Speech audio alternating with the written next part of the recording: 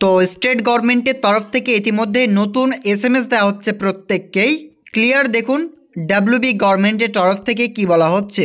শুধুই আপনি পশ্চিমবঙ্গ সরকারের নিজস্ব তহবিল থেকে বাংলার বাড়ি গ্রামীণের গৃহ নির্মাণের জন্য 1,20,000 টাকার আর্থিক অনুদান পেয়েছেন। শীঘ্রই প্রথম কিস্তি 60,000 টাকা পাবেন প্রত্যেকে পঞ্চায়েত ও গ্রামোন্নয়ন প্রেরক পঞ্চায়েত ও গ্রামোন্নয়ন দপ্তর। অর্থাৎ ইতিমধ্যে যে পাঠাচ্ছে প্রেরক তিনি হচ্ছেন গ্রামোন্নয়ন দপ্তর থেকে সরাসরি, অর্থাৎ পিআরডি ডিপার্টমেন্টের তরফ থেকে।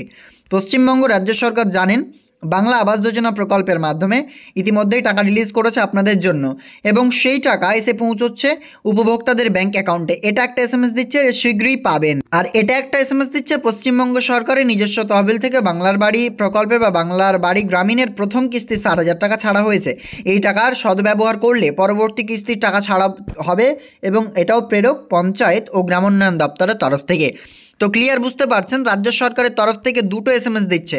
কোনটার কি মানে এটা আপনাদেরকে ক্লিয়ারলি এই ভিডিওতে আপনাদের জানাতে চলেছে। অবশ্যই শেষ পর্যন্ত ভিডিও দেখুন, ভালো লাগলে লাইক করে অবশ্যই অন্যদের শেয়ার করবেন। অনেকেই বলছেন কোনটা এসএমএস থাকলে আপনি টাকা পাবেন। প্রথমেই দেখুন শুধুই পশ্চিমবঙ্গ সরকারের নিজস্ব তহবিল থেকে 60,000 টাকা কি বলছে আপনার ব্যাংক অ্যাকাউন্টে ছাড়া হয়েছে, মানে আপনি এই টাকা পেয়ে গেছেন, 60,000 টাকা ব্যাংক অ্যাকাউন্টে পেলেন। আর নেক্সট এসএমএসে কি বলছে, যেটা ফার্স্টলি এসএমএস আসবে সেখানে কিন্তু লেখা রয়েছে আপনি পশ্চিমবঙ্গ সরকারের নিজস্ব তহবিল থেকে বাংলার বাড়ি গ্রামীণের গৃহ নির্মাণের জন্য 1,20,000 টাকার আর্থিক অনুদান পেয়েছেন। মানে জাস্ট আপনি অনুদান পেয়েছেন বা স্যাংশন হয়েছে আপনার নাম।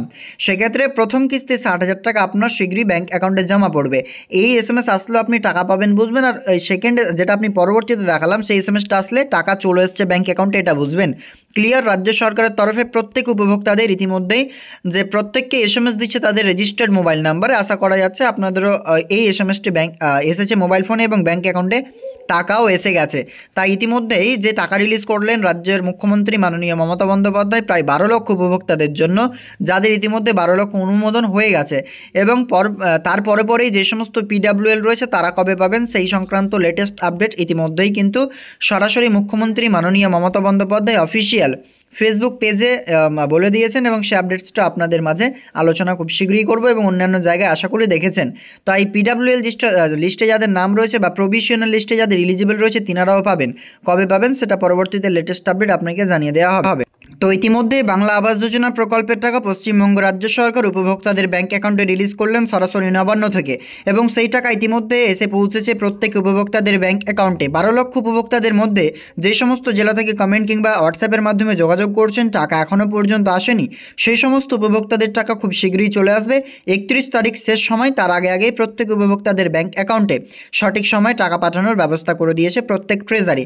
এবং আপনারা জানেন এই টাকা সরাসরি বরাদ্দ করে দিয়েছিলেন, এবং রবিবার আপনাদের ব্যাংক যে ট্রেজারিগুলোতে টাকা এসছে, এবং তারপরের দিন থেকেই কিন্তু প্রত্যেকেরই ব্যাংক অ্যাকাউন্টে মঙ্গলবার রিলিজ করে দিয়েছেন রাজ্যের মুখ্যমন্ত্রী মাননীয় মমতা বন্দ্যোপাধ্যায়, এবং সেই টাকা এসে পৌঁছেছে। যে সমস্ত পিডাব্লিউএল লিস্টে নাম রয়েছে তারাও বাড়ির টাকা পাবেন, তবে কবে পাবেন সে বিষয়ে আলোচনা আমরা অন্যান্য ভিডিওতে করব। আশা করি ভিডিওটি আপনাদের ইনফরমেটিভ বলে মনে হয়েছে। অবশ্যই ভিডিও ভালো লাগলে লাইক করে অন্যদের শেয়ার করবেন। দেখা হবে নেক্সট আপডেটে।